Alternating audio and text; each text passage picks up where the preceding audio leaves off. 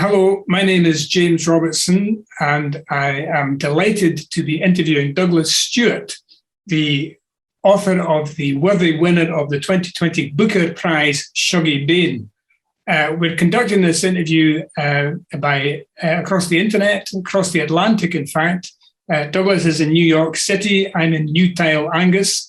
But I think we'll still be able to have a really interesting conversation across the 3,000 miles of the Atlantic. So without any further ado, welcome Douglas Stuart to the Cove and Kilcreggan Book Festival 2021. Thank you very much for agreeing to join us and do the interview. Oh, James, thanks for talking to me today. I wish I could have been there with you guys, but it's just not going to be possible. So at least technology can connect us in this way. Absolutely, no problem at all. And I'm sure we'll have a conversation that will really interest and be enjoyable to all the folk at Cove and Kilcreggan listening to it and watching it. Let's just get straight in amongst it, really. It's now just over a year since Shuggie Bain won the Booker Prize. Your first novel, or your first published novel at least. I don't know if you've got any hidden away from before then, but have you come down to earth yet? Yeah, I mean, in a way, it's just been the weirdest year all around. I mean, Shuggie was 10 years in the writing, 12 years in work altogether.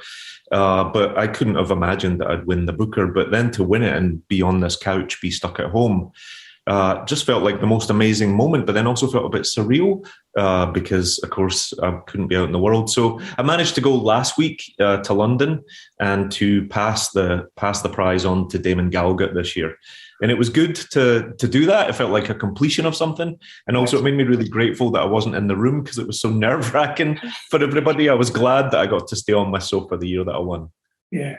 Yes, it must have been quite a strange year. As you said, you get something, such a huge achievement, such a big deal in the literary world, and then not to be able to go out and really sort of enjoy it to the full, in front of audiences, just because of COVID and so on. But you've still been a busy man over the last year, haven't you? You've been doing a lot of interviews. Yeah, and I think in a lot of ways there's been a silver lining to that. It's allowed me to be in more places, I think, and to connect with readers around the world. But the connections often felt like a one-way road, me sort of broadcasting rather than being able to have chats and conversations. So I did actually an event at the Edinburgh Festival at the end of August with Nicola Sturgeon, and that was the first time I really got to be around readers and just to talk to people, and that was amazing. And it just felt like so overdue. Yeah, and obviously that was a great event because you were back home, as it were. You were able to celebrate the success of Shuggie Bain in your own country, which must have been a great feeling as well. Yeah. Yeah, it was brilliant. It was so good. And it was funny because it's, I don't know if you feel this way when you write a book, but it's such a personal part of you. In Shuggie, maybe it's a bit of my own delusion, but he feels a wee bit like a 12-year-old boy sometimes to me. And so to have sent him out in the world, into the wilds by himself, and me to be stuck at home was actually quite an emotional wrench. And so it was really good to be back home and to actually see the booksellers and to see the readers and, and just to enjoy the moment. Well, that's maybe a good place to start to talk about the book in more detail because, just what you just said about sending Shuggie off out into the world on his own kind of thing, because the novel, and I'm sure that many of the folk who are watching this will have already read it, but there'll be others that haven't and have got that pleasure to look forward to. I mean, it is, I should say at the outset, it is the most wonderful book. And there's all kinds of reasons why that is, and I would like to try and tease some of those out as we speak over the next hour or so. But there are also reasons why I think it's a wonderful book, in a sense that go against the tenor of the book, because in many ways it's a book about dark places, it's about pain and sadness, inhabited by people who are not having a good time. And yet it's also an uplifting and powerful and moving book. But I get a very profound sense reading the book that you actually do love these people. You love the characters that you're writing about, which you kind of just almost reinforced that by what you said about sending Shuggie off out into the world on his own. Could you maybe elaborate a wee bit about how you feel about these characters in the book? Yeah, for me, first of all, the book deals with a lot of things because it's set in the 70s, 80s, and 90s in Scotland. And I don't think you can set a book in that time in Glasgow and not have it butt up against quite dark themes. But for me, all I ever set out to do was to write a love story. And first of all, it's a love story between a mother and son, but it's between all of the children, their love for Agnes. But then it's also a woman's quest to mend her broken heart, to get over a husband that abandons her quite cruelly, and then to find love herself. And then also Shuggie's quest for self-love. So for me, I was actually writing about love. It does touch on very dark things, but that was my entire motivation. But, so much, it's a work of fiction, James. A lot of people often get the book Shuggie's narrative confused with my own personal narrative. And certainly there's a lot of overlap there in my life. And I went through very similar things to Shuggie, but it is a work of fiction. And sort of writing a book and teasing out these characters and making them fictional characters, even when they do things that I didn't agree with or I didn't like or I found despicable sometimes, I still had to come to a place where I could understand why they did it. And that, I think, brought me to a place of love for a lot of characters. I was certainly a young man that lost his own mother to addiction, and I've spent most of my adult life wondering why that was and trying to come to terms with that, really. And that's the love story to my own mother that's in the book over these 30 years. That's what allowed me to take 10 years of my life and keep coming back to this and keep coming back. Because actually, I never knew it would be published. I didn't know if it needed to be published. For me, the important thing was the verb of writing. I wanted to write. I had to write. I've been writing for a very long time. I didn't know that I wanted necessarily to be a writer or to be known as a writer, because I was working in textiles. I had something to pay the bills, as it was.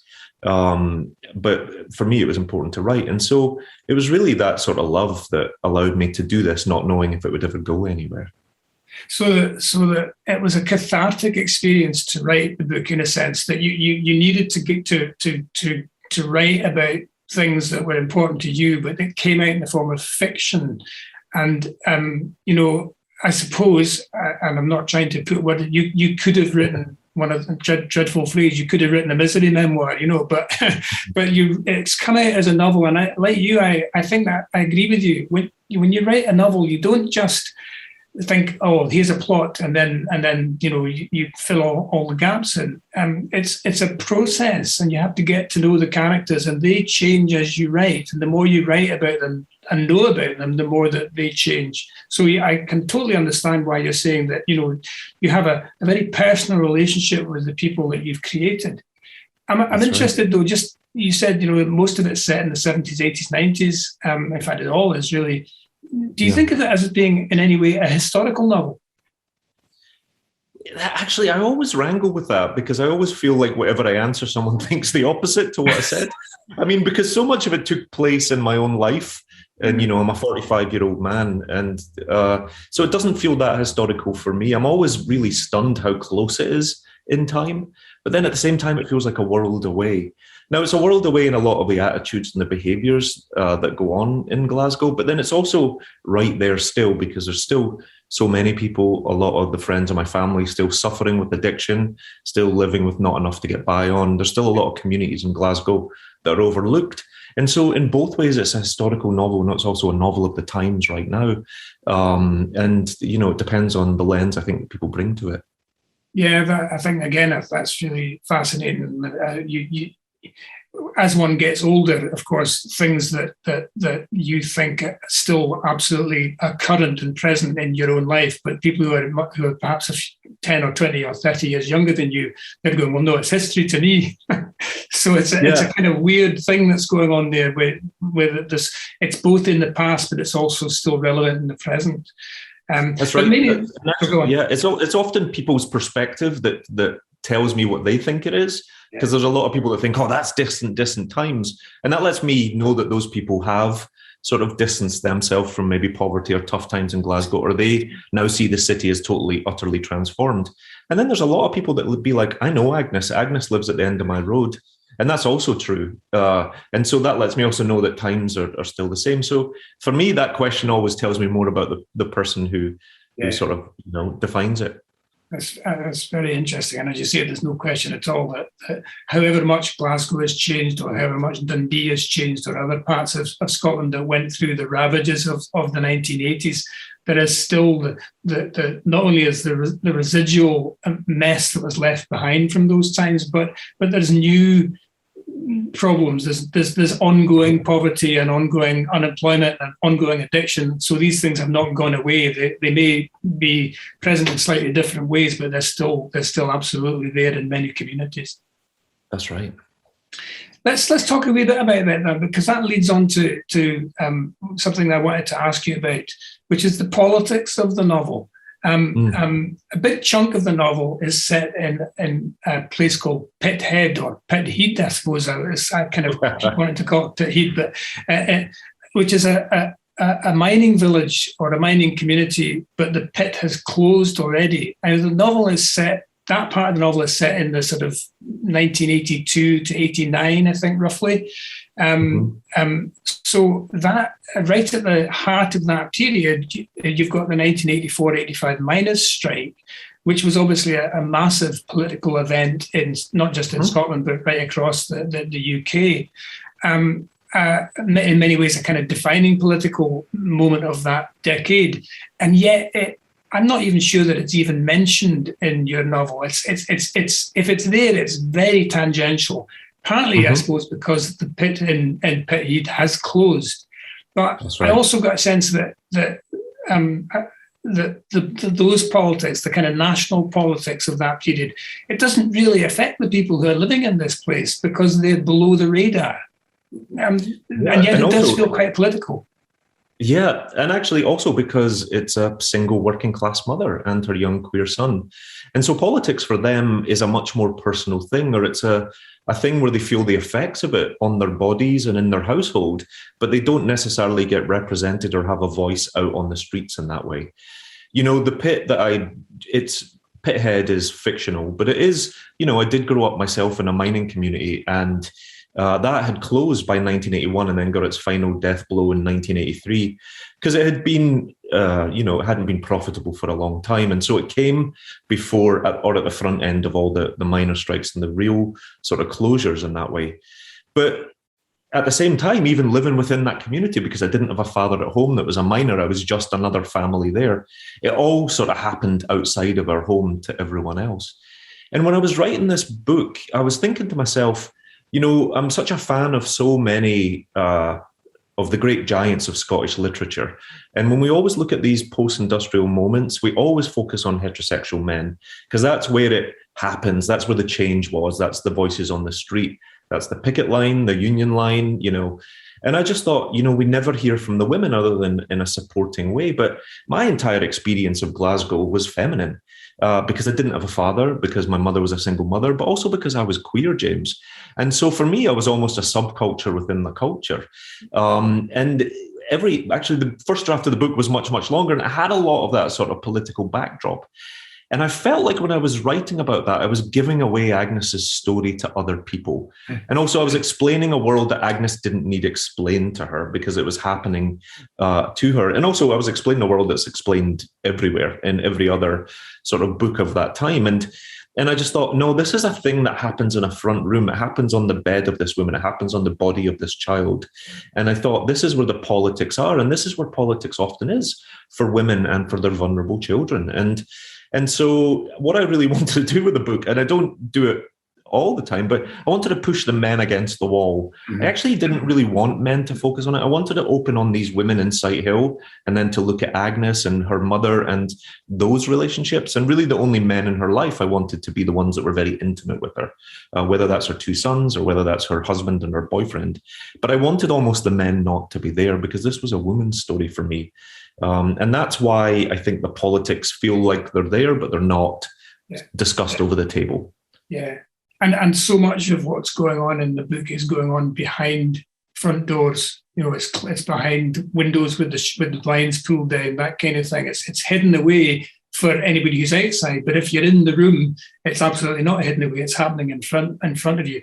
And you know, I think that's such a wonderful thing you said about this, let's move the men to one side and focus on what's happening to the women and the children. And so much of that, I mean, that opening scene in Sight Hill, when the women are all trying on the bras, that's that's such an astonishing piece of writing, because Shuggie is observing this, but it is entirely about women. But there's also power struggles going on within that group of women. The politics is right there in the room. One of them saying, "Oh, you're going to have to pay up because you're all, you're on tick and you owe me money." So there's politics at that level happening all the time in your book. That's right. And Agnes is also, I mean, she's a very political character. She's looking around and she's thinking, is this all it is? Is this what I'm getting? That's when you're introduced to her and she kind of leans out the window and she thinks, I could just fall right out of this right now, and it might be better. And she's, as a mother at 40, she's just had enough of her life. She doesn't want this thing that you see. But I wanted also to start with that scene because it's the only scene in the book where men aren't present. And for me, and actually Shug enters the room and everything changes. Yes. And suddenly, they have to think about their husbands and their kids. And there's a little bit of there's a little bit of pressure that enters the room. Really, the air changes in the room. And for me, I'd always loved those Glaswegian moments growing up as a kid. Because I was the son of a single mother, I was often in the world of just women. And it was a very strange place for a young man to be. At the time, I thought it was weird. Now, as an adult man, I love it.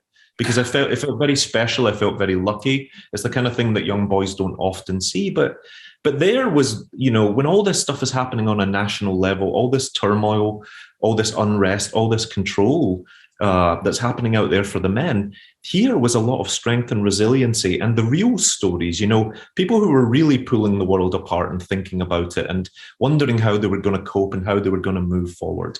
But we often think of, the Thatcher years as a huge upheaval for men politically, where they were put out of work or they had to redefine what they were doing, and young working class boys had to find a path for the future in a different way. But it was a huge upheaval for women as well. Women of Agnes's generation had really put faith in coming out of school, getting a wee job, marrying the first man they'd had any sexual attraction to, having a house, a council house, and doing the best with what they had. And when the legs were swept out from under the men, Agnes sort of stands back and thinks, God, is this it? Where can I go from here, sort of? And so that's where the politics were for women. And often it's the women in those circumstances that, as you said, not only are they the ones that are pulling the world apart and looking at it, but they're also the ones that are desperately trying to hold it together as well, because they're the ones that are often managing budgets that don't stretch. They're the ones that are having to say, well, we're going to have to eat less food this week because there's not enough to pay the electric. All of those things were going on, and you get there's a lot of reference to that, quite subtle references to that going on all the way through the novel. All the way through.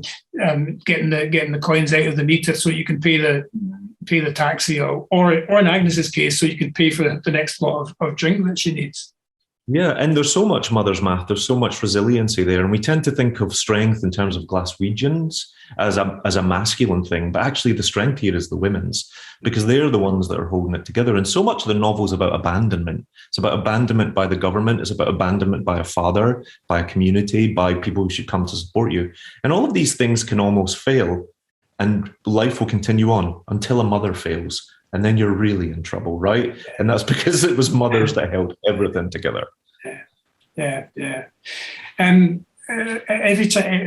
Almost every sentence you're speaking, I'm going, I want to ask about this, I want to ask about that. But we've got a limited amount of time. But there's a couple of things that come out of that. First of all, you've kind of touched on this already. You said that the book took you 10 years, maybe 10 years to write, but even a bit longer than that as well, thinking about it and then finding a publisher for it.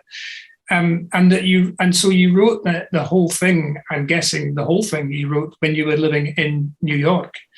And I wondered if leaving Scotland and having a new life in a new country in a city like New York was actually one of the things that enabled you to write the book. That being in exile, as it were, a bit like Robert Louis Stevenson writing from the South Seas, that enabled you to write about Scotland in a way that you might not have been able to if you had still been in Glasgow.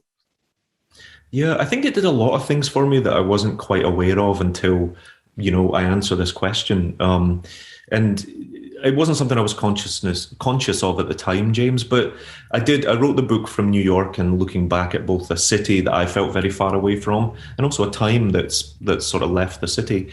And it gave me a lot of things. It made me feel incredibly homesick. It gave me a real sense of longing.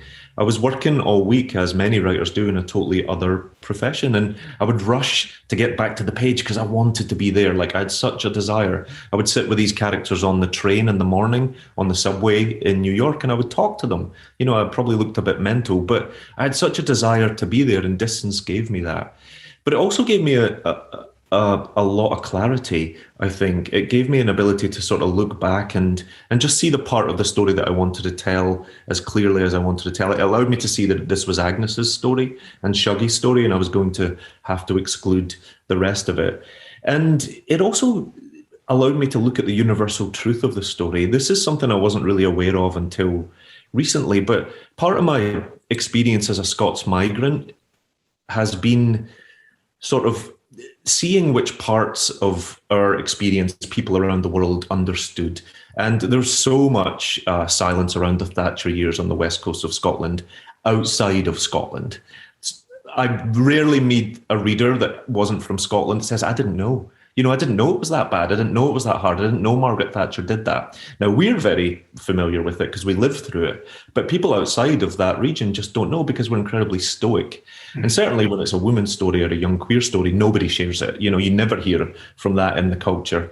And so I was aware of that too. And so it allowed me to parse out the parts that were universal human truths and really connect that with people.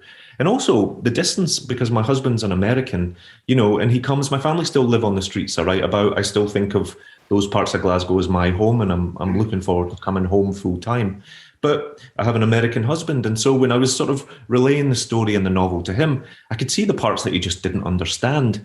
And that distance allowed me to sort of open the aperture to invite him into the story, if that makes sense to you. But I wasn't aware that all those things were happening when I was writing the book. It's only in hindsight. But that process, I mean, again, I suppose because I'm a writer too, and I'm recognizing, when you're in the other world of a novel, it's the last thing you think about when you go to sleep, and it's the first thing that comes into your head when you wake up is where you are in that world. That's for me anyway, and you want to reconnect with the characters and see what's going to happen next, etc. But I'm interested in, the book was, I think you said, twice as long as it ended up being at one point, and that your husband, in order to let him into understanding the story, you maybe had to start taking out things that you realised weren't strictly relevant to the story of Shuggie and Agnes. And I'm just fascinated by that process of writing and then redrafting. Because obviously it's something that all writers do, and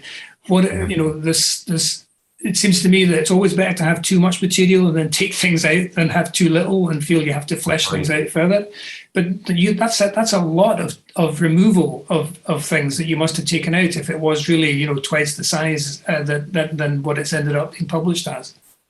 Yeah, I think actually, to be fair, it was probably about 4 times the size. Really? Because the number the press have picked up on is 900 pages, but it was 900 pages single spaced. And so really a manuscript was about 1,800 pages. It was a big thing. But the reason why that happened is because when I sat down to write, I didn't think of it as a book at first. I actually thought of it almost as these short stories. And I started in the heart of the book, what became the book. And I wrote chapter 13 and then chapter 22. And then it just, as they came to me. And when I began the writing of it, I felt like such an imposter. I was learning my craft. I was finding my voice. I was discovering the characters. I was creating the world. And so I wouldn't think of it as a book because that's far too intimidating. If I said to you, I'm going to build a house, you'd find 100 reasons to walk away from the project. But if you say to yourself, I'm just going to build something and let's see where it goes, and eventually it becomes a house, it's a much healthier way to be, I think. And it lowers the stakes for you so you can also enjoy the journey. And also, having spent 20 years as a designer, I was so aware that so much of my creative output was about the product, about the end. And I didn't want my writing to be about that. I wanted it to be about the journey. I wanted it to be about the paragraph, the sentence, the characters, and not about what is this book going to be? What is it going to be? When is this book going to be finished? And so the first draft took me about 1.5 years, 2 years, around all the other stuff that I was working on. And it was 1,800 pages. And, you know, I'm very fortunate. I'm about to celebrate my 25th anniversary at the end of the month with my husband. And so he's been home to Glasgow. He knows all about my family, about the city. But until he read the book, he couldn't quite immerse himself. He didn't know really what poverty was like. He didn't know what loving someone with addiction was like. He comes from a very normal working class, middle class family. And so the book allowed him to really submerge himself in the story, but it also allowed me to see the parts that he just weren't necessary to it. And so the big thing about the book is over the 10 years, over all the drafts that I worked on it, the story never changed. What happened to Agnes and Shuggie and what they went through didn't change, but it distilled where I got rid of things that wasn't necessary to tell the reader.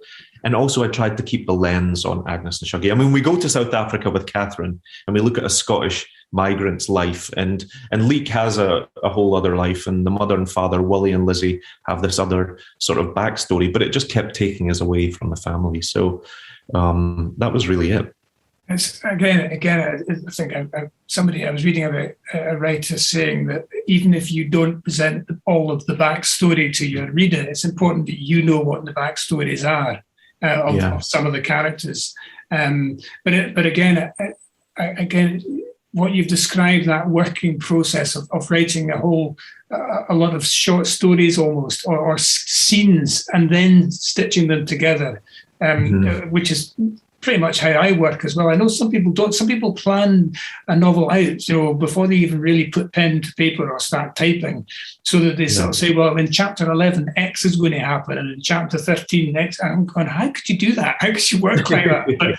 But, because it seems to me that it's only in the process of writing that you begin to understand, how some of these things happen and how some of the characters will relate one with another.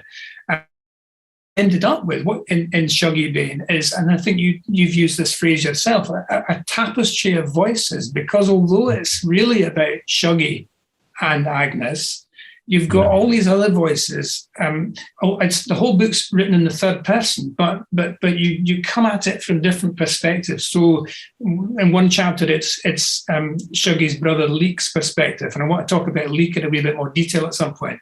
In another, it's his father Shug's perspective. So you come at it from so many different angles, and to me, that is one of the great richnesses of the book. That yes, it's their story. It's the boy and the mother's story, but that story is also revealed by seeing what's happening to them from other people's point of view.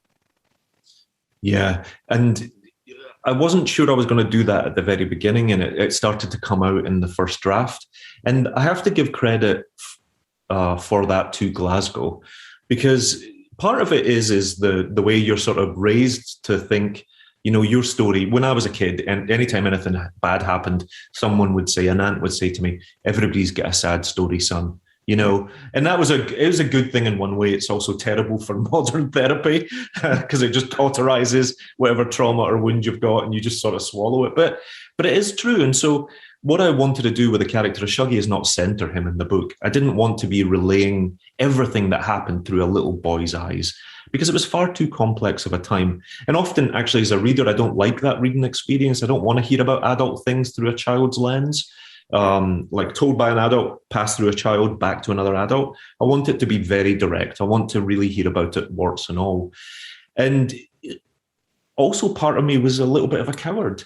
I realized that I couldn't quite understand all the turmoil that a mother that turned to alcoholism was feeling. I couldn't quite understand the socioeconomic upheaval that men were going through about a young man losing his chance to go into education, unless I allowed everybody to tell a part of it. I couldn't put all of that in Shuggie's mind or in his mouth or in Agnes's. Yeah. And so what I decided to do was just to tell different chapters from different parts of the family. And also with something as thorny as addiction, it destroys the addict and it ruins their life at the heart of it. but it scorches everybody that loves them. It hurts everybody. And so they all have a stake in Agnes being healthy and happy and well. Even Eugene, even the boyfriend that betrays her, still has a stake there. I think he feels very deeply for her. And so I wanted to see that addiction through everybody's eyes.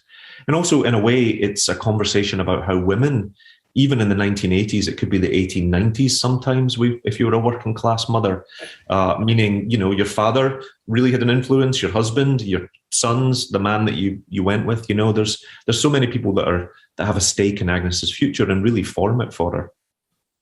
Yeah, absolutely. Yes, and that comes through very clearly at certain key moments. And the way that her husband Shug has that horrible controlling influence on her that she really struggles to get free of, and the level at which she doesn't want to be, she doesn't want to be free of it, but she also can't get free of it, and that comes across very powerfully in the book. He's a manipulator of her emotions as much as anything, and he also knows that her addiction is one of the reasons that even though he professes to loathe her addiction and he says, "Oh, I can't cope with it," you also know that he uses that as a weapon against her. Yeah, and in fact, Shug has the first addiction in the book, long before Agnes has an addiction. And his addiction is treating women terribly. His ego is really shallow. His looks or any charm he might have had is fading. And he has the Glasgow patter. He's a manipulator in a lot of ways. He makes women feel something for him by either charming them or by giving them what they need. But he does it in a way that they make him feel better about his fading potential, I suppose. Yeah. And Agnes, the reason why he maroons Agnes, I was thinking about he could just leave. It would be a very adult thing to be like, I don't love you anymore. I don't want to be in this marriage. I'm going. But he's not like that because he wants to keep her on a hook. He wants to keep her needing him and calling the taxi rank. And because the more that he wants her, the better he feels about himself. And a lot of people do that actually in relationships. You still see it today with ghosting when people just walk out because they leave an open wound behind them. And when the person's wounded, it feeds your ego. They still sort of want you in a way. And so Shug has the first addiction in the book, but I was also a kid that grew up when my father just walked out one day and he never came back, And when I spoke about how everything can fail in a society until a mother fails, that was part of my own experience. We did all right until my mum couldn't cope. But my dad, he didn't look back. There was no societal consequence for him. There was no, he didn't lose his standing in the community. It was all my mother had to bear all of it. There's a moment earlier. I mean, the first two chapters of the book. First of all, we have the scene where Shuggie is in the bed sit. He's 16 years old, I think. He's still at school, but he's just having to cope on his own, which is a really desperate place for him to be, but he is doing it. And then we have the scene that we talked about earlier on in Sight Hill, which focuses on Agnes and the women. And sorry, I was just glancing there because I thought my internet was about to die, but I'm still here, I think. And then the third chapter, I think, we suddenly shift to the perspective of Shuggie's father, Shug.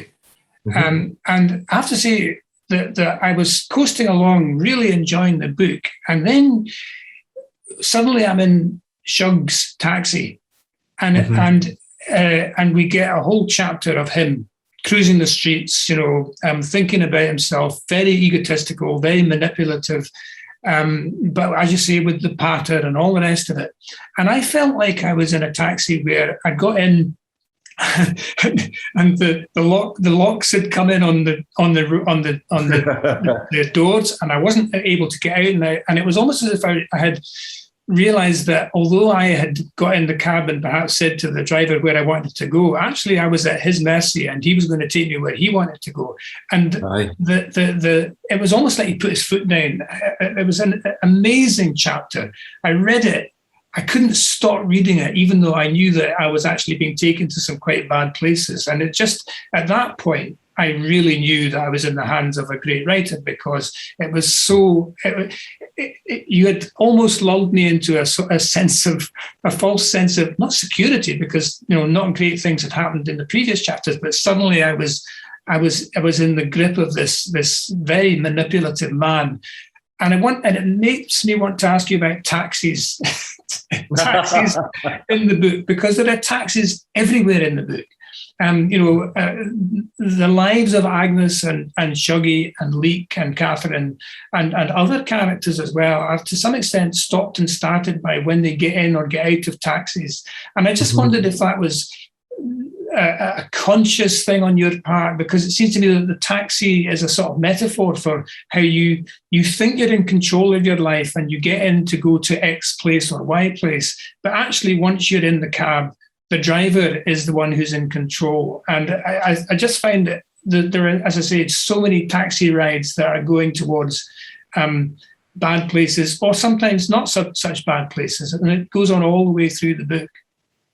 That's right. And in fact, the two men that Agnes is in love with are both taxi drivers. And, Agnes, it is a metaphor in a lot of ways. It's about control.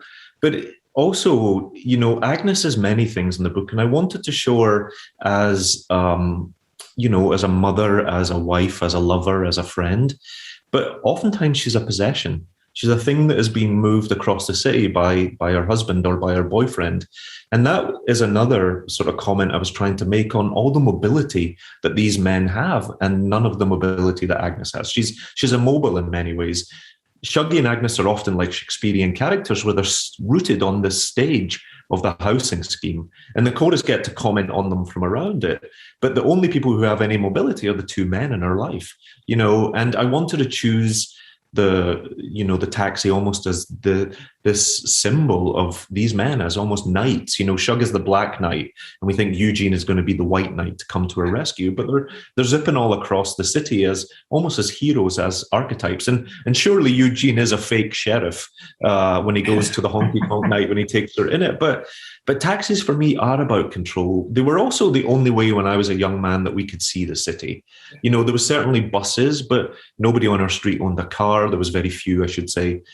We never owned a car. And so taxis gave me that moment of Glasgow where you could span the city. And Shug's chapter at the beginning, he's almost like a narrator. He's the one that shows you Glasgow. He introduces you to the city in a way, and its decay and the sectarianism and all the other things that were just threads of the narrative of the city. And that's why he was there. But I set them both up almost as knights in shining taxis. I'll not be a guest of honor at any livery dinner, Glasgow livery dinner anytime soon, but...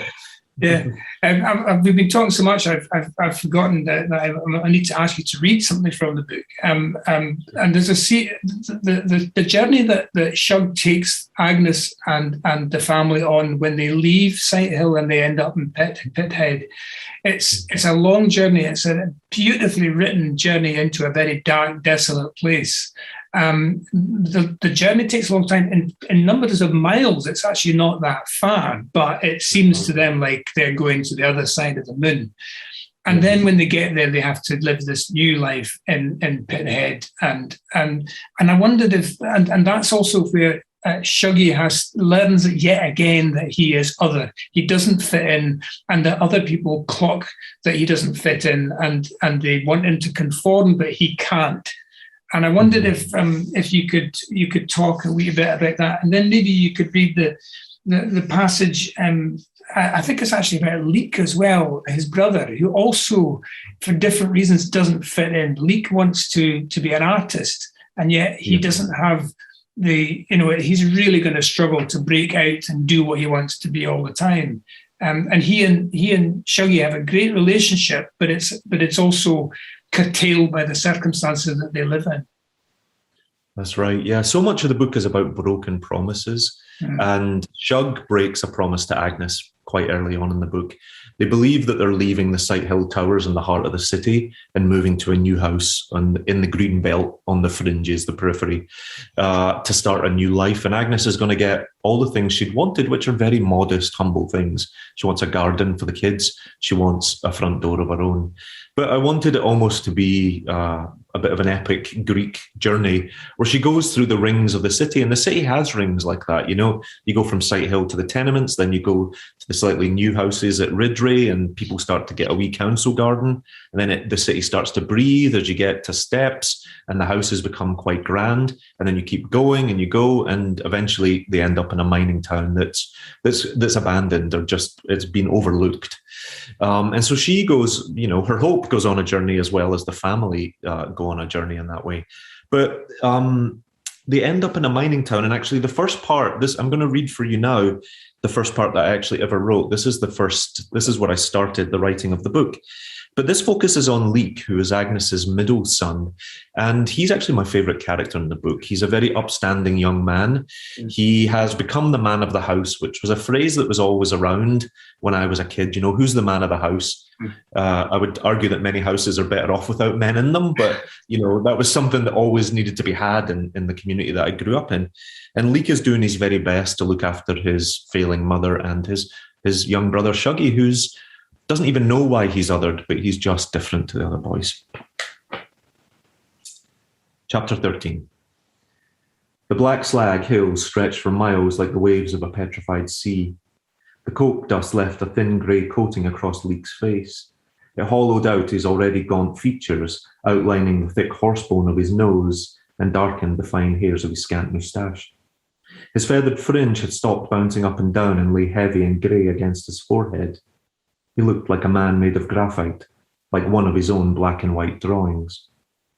It was slow going, climbing up the crumbling black hill. It sucked at his feet, and with every step it ate him nearly to his knees. The fine jet dust found every opening and filled every space. It poured over the top of his slip-on loafers, and their braided tassels swung up clouds of black like the tail of a dirty cow. On the downward slope, the loose slag raged after him like a hungry wave, and although there was nothing to him, his hollowness still brought the crust of the hill pouring down. The slag shrugged as though it were turning itself inside out, cleaving him off and revealing a darker, untouched blackness beneath.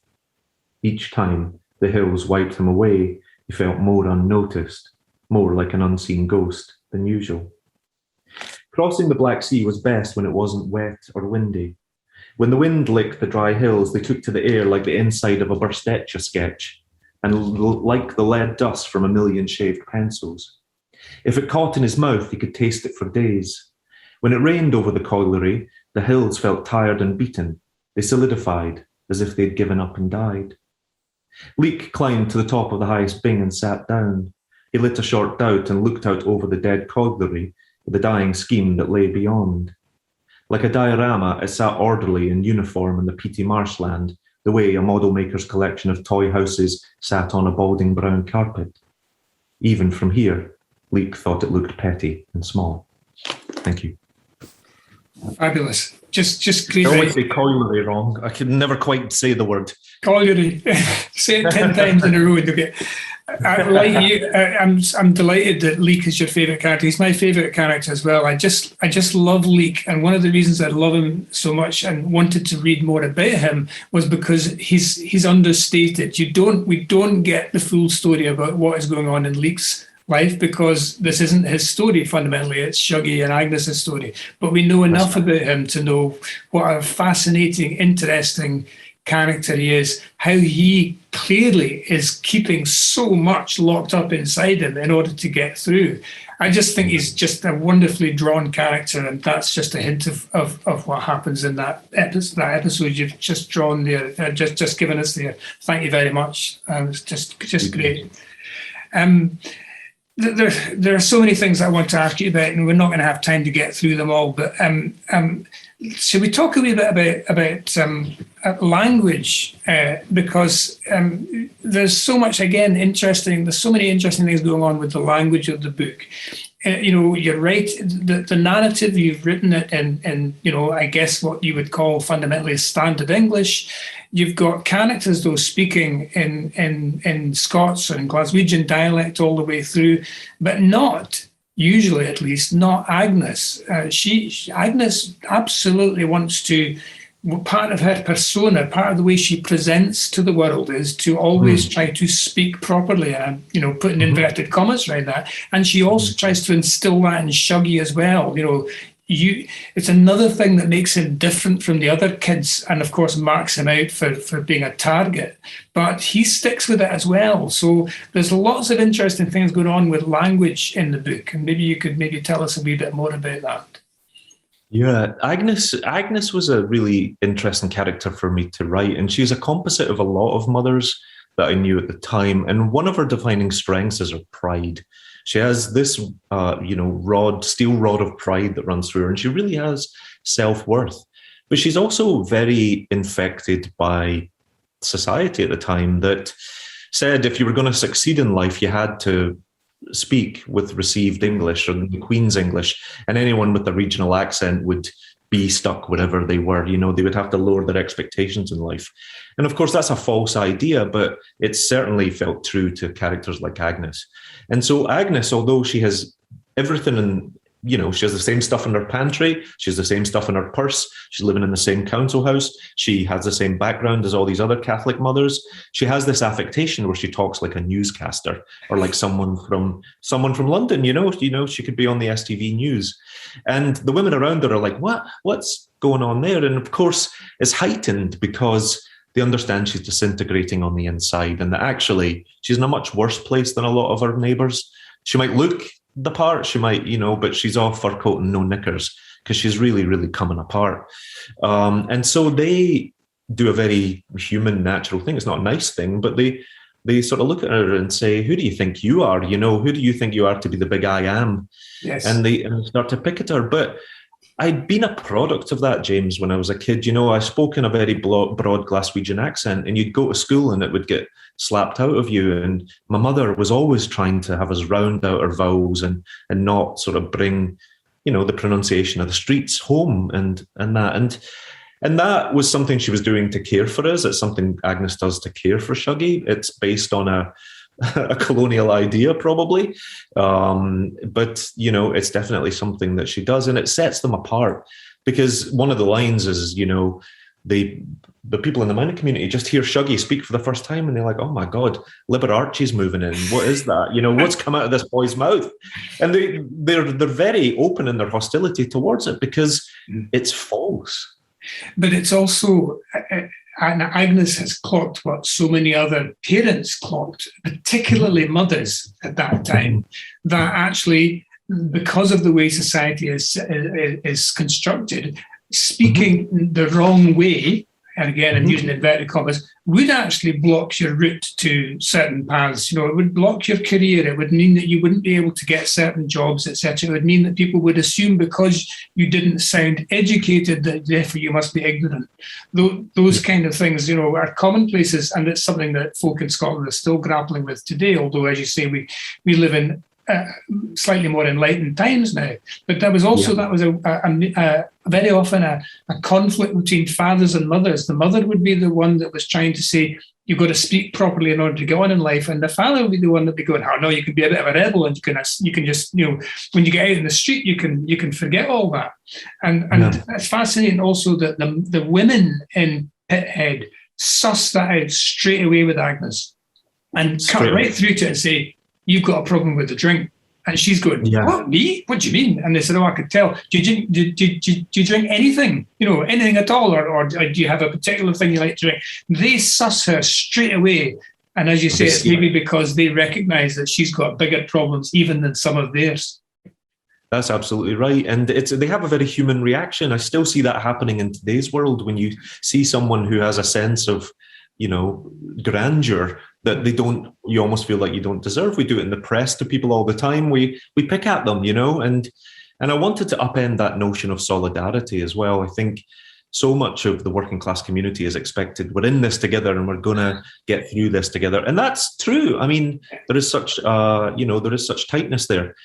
If you fit in, or if you conform to what a good woman is or what a proper wee boy should be, then you'll be fine. If you can do all the things that those people expect you to do.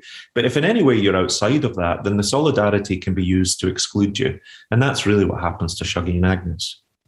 And again, it's so true of that period that we're talking about, but it's still true to this day, I think, that if you, and you know, you obviously have direct experience of this, if you don't fit in as a young man with the expectations of how a young man will behave, if you don't like football, if you're not into, you know, heavy drinking and all of that stuff, then you are regarded as being other, and that, you know, and particularly if your sexuality is questioned, as Shuggie's is, even before he knows what his sexuality is, the others in the community are going, "You're a Jessie, you know, you're a girl, you know," and he doesn't really know why. He knows he's different, but he hasn't. But they've sussed it, and that again is such a painful thing.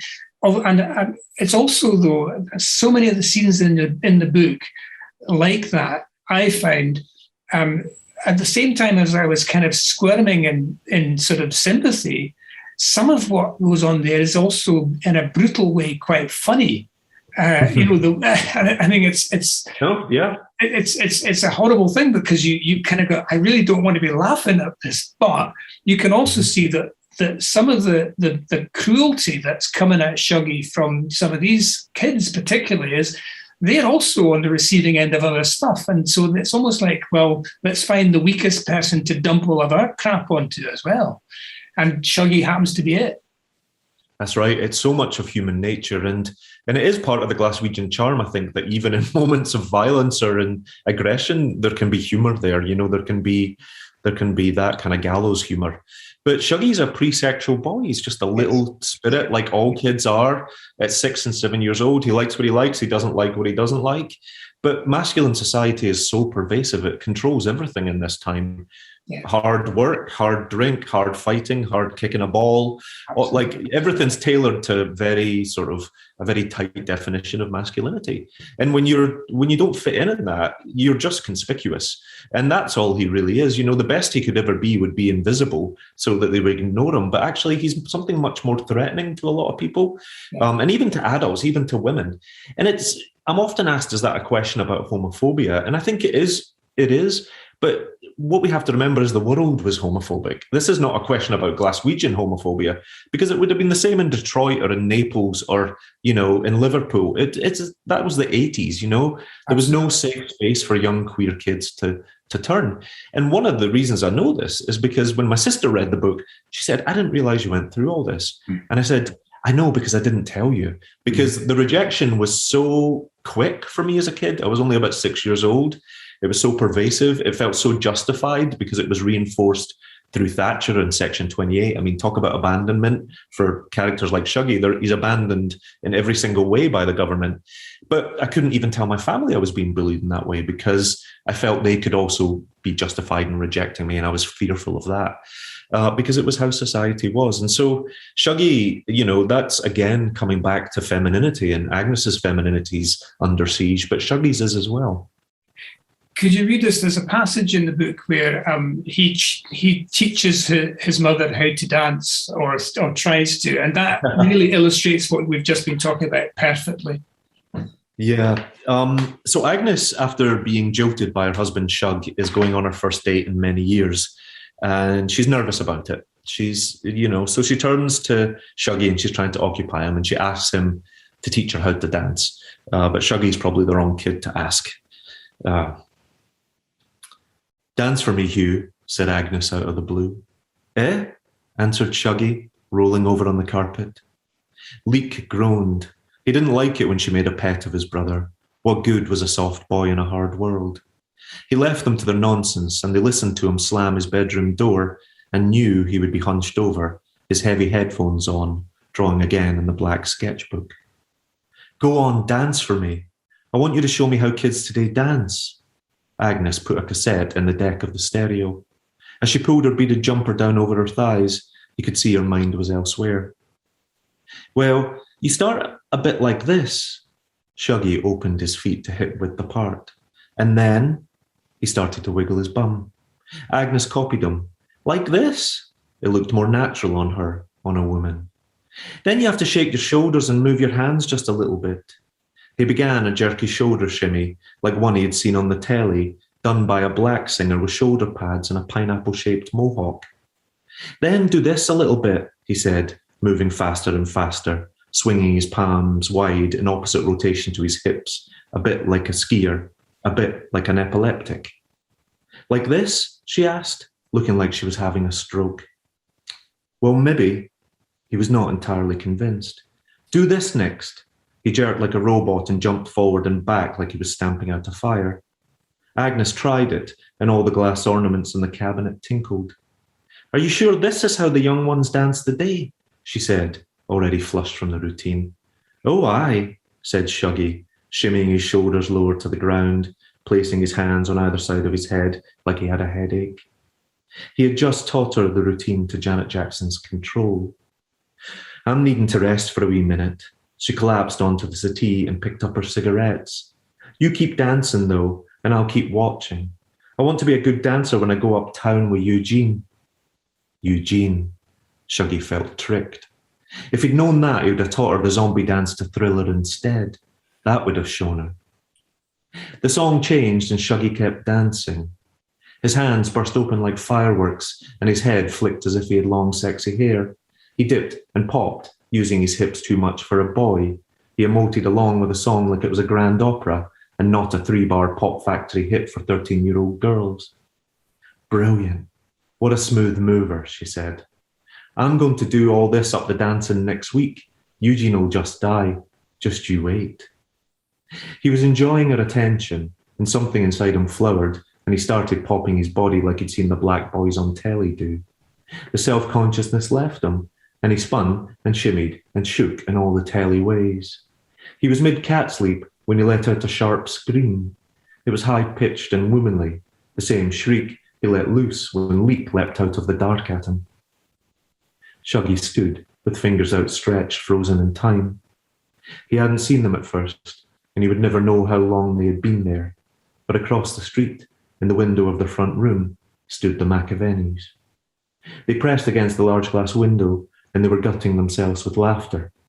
The window throbbed as they beat their hands against it with glee, and Dirty Mouse did a little, sexy, girlish pirouette, and Shuggie realised that was him. He looked at his mother. When had she noticed? She took a draw on her fag, and without looking out the window, she spoke to him through clenched teeth. If I were you, I would keep dancing. I can't. The tears were coming. You know they only win if you let them. I can't. Don't give them the satisfaction. Mammy, help. I can't. Yes, you can. She was still smiling. Just hold your head up high and gie it laldy. She was no use at maths homework, and some days you could starve rather than get a hot meal from her, but Shuggie looked at her now and understood that this was where she excelled. Every day, with the makeup on and her hair done, she climbed out of her grave and held her head high. When she'd disgraced herself with drink, she got up the next day, put on her best coat, and faced the world. When her belly was empty and her veins were hungry, she did her hair and let the world think otherwise. Thank you. Fabulous. Thank you so much. Thank you. That's it. I'm really sorry, but we're sort of running out of time. I've got about another 6 sheets of things to talk to you about, but it's going to have to wait for another time, I'm afraid, Douglas. But we'll do the director's cut for next year. It was just a beautiful reading there, and I think that sums up what this book is really about. It's about that relationship between a son and a mother who's in big trouble, and how he keeps coming to her rescue. He keeps willing her to be better, to survive, to not fall off her perch yet again. And there's moments when you think, yeah, she's going to do it, and then it all goes to rat shit again. Mm-hmm. That's why it's such a powerful, moving story, but it's also why you keep reading. And even though you kind of know that there isn't going to be a happy resolution to that, at the same time, you know that Shuggie is going to somehow come through it, because he's got the same sort of resilience that she has, but he doesn't have an addiction, and that's in a sense the thing that gets him through to the end of the book. And you know at the end of the book, that there's a life for him after it, which is, a great place to end it. But it's a remarkable book, and as I said at the start, it's just the most worthy winner of the Booker Prize, and I congratulate you on it. It's terrific. Tell us a wee bit about what's coming next, because you've not been resting on your laurels. You've managed to get another book written before this. I think before this actually won the prize. Otherwise, you might not have been able to get it written. But you have got another novel coming out in April next year, I think. Tell us a wee bit about that. Yeah, actually, you're totally right. I mean, since winning the prize, it's been hard to even get to my desk and to write anything. My mind's been too muddled and too distracted. But like I said, I've been writing for a very long time, James. And so I started a book in 2016 while Shuggie was sort of sulking up in the top-hand corner of my desk. And it will be published next April. It's a novel. It's called Young Mungo. And it is set in 1990s Glasgow, where we leave Shuggie on the brink of manhood. It left me with a desire to come back and look at a totally different story, a totally different set of characters, but young men that were growing up in a similar milieu to Shuggie. So they're growing up in the East End of Glasgow, and Mungo Hamilton is our protagonist. He's a young man, 15 years old, and he's been pulled into gang violence, into selling drugs by his older brother. And his family generally have pretty low expectations of him. But his brother is the local hard man, his older brother is the local hard man, and the leader of the local Protestant young team. And Mungo does the one thing that a boy like him shouldn't do, and he falls in love with a young Catholic man. And so they search for a place to belong, a place to be together. But Mungo is sent to the north of Scotland in order to make a man out of him. And it's a trip that changes everything for all the characters in the book. Again, you're writing about things there, about sectarianism, but also about gayness, being gay, growing up in Glasgow in the 90s, on the wrong side of everything, really, the wrong side of expectations about masculinity, but also when you've got two young men who are also divided by gangs and sectarianism as well. I mean, that clearly is a recipe for all kinds of disasters. I really look forward to reading it. I think have you got a little extract from that you might read for us? I have, and I've never read it before, so do forgive me if I stumble, but I'm excited to read it. But we are actually meeting a character called James, and James is the Catholic boy that Mungo falls for. But this is where we're meeting James. They'd buried James's mother at Lamb Hill on a blowy spring day, when the wind stripped all the blossoms from the trees and the white petals clung to the black mourning cars. After the funeral, his father had spent time helping James build the ducat. The whole thing had been his father's idea. Pigeons were a good, manly pursuit that would teach James discipline and how to care for something smaller than himself. Besides, if they kept busy building something together, then they didn't have to talk about his mother. His father missed 3 work rotations. He stayed away from the rig as long as he could. His father had promised, "Listen, if you spend an hour at the ducat every day, I'll be back in no time at all." Then he packed his rig bag and left James to an empty house and all the tears they could never have shed together. James lay on his bed in a motherless house. The bed sheets were clean, but they smelled sour. His father had left them too long on the clothes pulley, and it had not occurred to him to turn and air them as they dried. It was these small things that made James feel heaviest. Small things his mammy would just have known to do. He had done as his father had advised. After school, he'd gone to the ducat and returned before it was dark. He had played with himself, and then he had fed himself, and then he played with himself some more. Once the fleeting sense of euphoria had ebbed from his body, he was left with the stillness of another empty evening. He turned on the wireless in the kitchen and the television in the living room, and then he lay on his bed and wondered if he was being punished for something. He tried to push away the pictures that came into his mind, but they wouldn't leave. They'd started in the new year when the Catholic boys were put out onto the North Field and played shinty with tartan blue legs. The rain and the wind flayed anyone who would not keep moving in a smur, and they pulled their socks up to try and reach their short hems, but Father Strachan shouted at them to stop making such a pitiful show of themselves. "If you're cold," he yelled above the high collar of his long-sleeved fleece, "then run faster." After battering each other with cayman sticks for 90 minutes, the boys were grateful for the lukewarm showers, water that was barely warm enough to return to the feeling to their toes and wash the red clay from their legs. James stood under the end jet. He crammed his blue fingers inside his mouth. He tried not to look at Paddy Creek, with his lazy smile and broad muscular shoulders. He tried not to watch the stream of shampoo as it trickled down his back and ran between his buttocks. Like the stubborn noose you picked from an acrylic jumper, some unseen static kept pulling his gaze back to the boy, and James turned away. He knew if they caught him staring, they would have 100 names for him before he even had a name for himself. Thank you. Fantastic. A writer, if I may say so, at the peak of your powers on the basis of that reading and also on the basis of Shuggie Bain. So thank you so much for giving us your time for this conversation. Thank you so much for reading those extracts from both the books. I really look forward to reading Young Mungo when it comes out next year.